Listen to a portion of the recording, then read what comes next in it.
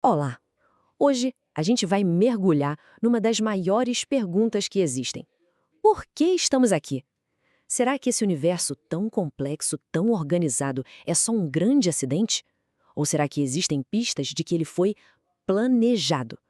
Vamos explorar isso juntos. Então a grande questão é essa, né?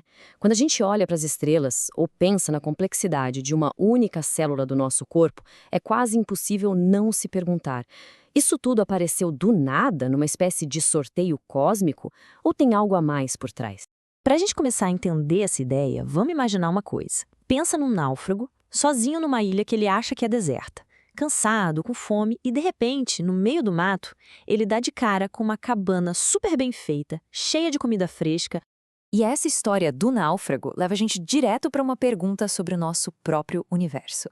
Será que ele não é, de certa forma, um lugar feito sob medida para nós? Pensa bem, o que o náufrago ia pensar? Que o vento, por acaso, empilhou os galhos do jeito certinho para formar uma cabana? E que os animais, sem querer, encheram os cestos de frutas?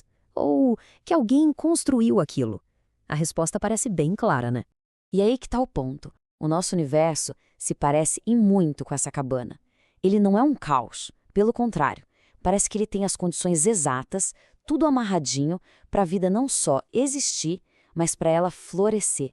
Então vamos dar uma olhada mais de perto nessa tal precisão. É o que a ciência chama de ajuste fino do universo. Olha só que exemplo incrível que o Dr. Casey Laskin dá. A força que mantém os átomos unidos, ela está num equilíbrio assim absurdo. Se ela mudasse só um pouquinho para mais forte, já era, o hidrogênio não existiria. Se fosse um pouquinho mais fraca, só existiria hidrogênio. Nos dois casos, sem chance de ter planetas, estrelas ou a gente.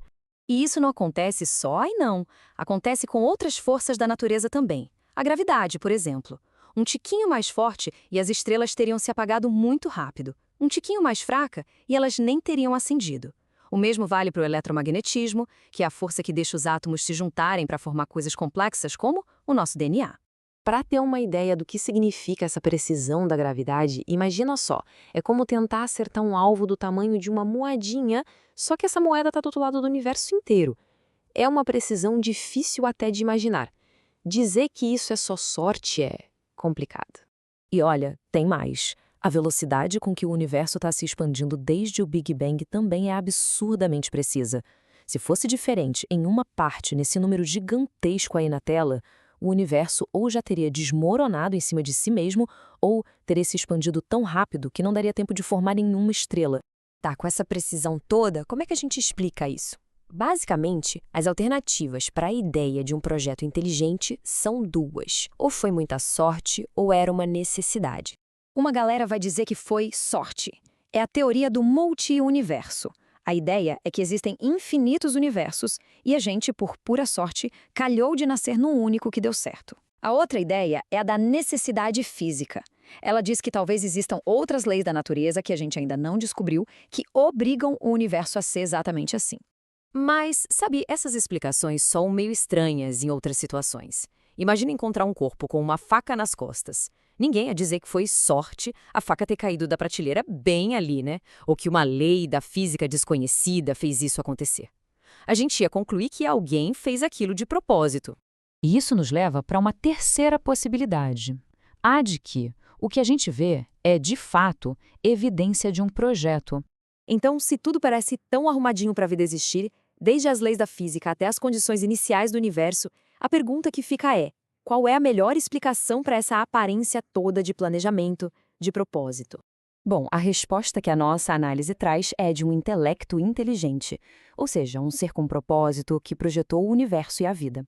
A ideia aqui é que essa explicação não precisa de sorte nem de leis misteriosas. Ela se baseia em algo que a gente conhece bem, a inteligência. Ok, então se a gente segue por esse caminho, o que a obra nos diz sobre o artista? Dá pra gente ter uma ideia de como seria esse projetista? A fonte que a gente está analisando diz que sim, a complexidade toda do universo, poxa, isso aponta para uma sabedoria gigante. O tamanho de tudo, para um poder que a gente nem consegue medir. E se foi ele que criou o tempo e o espaço, ele tem que existir fora disso tudo. A fonte ainda diz mais. A criação não é só funcional, ela é bonita. E um projetista que se preocupa não só com a nossa sobrevivência, mas também com a nossa alegria. Isso sugere qualidades como bondade e amor. E a conclusão da fonte é que esse retrato que a gente desenha, só de observar o universo, bate de uma forma impressionante com as características do Deus Criador descrito na Bíblia: onisciente, onipotente, eterno e, acima de tudo, amoroso. No final, a gente volta lá para o começo, para nossa história do náufrago. Se ele tem todos os motivos para acreditar que alguém construiu aquela cabana para ele, a pergunta que fica para nossa reflexão é: se o universo inteiro parece uma casa, feita na medida certa para a gente morar, quem será que a construiu?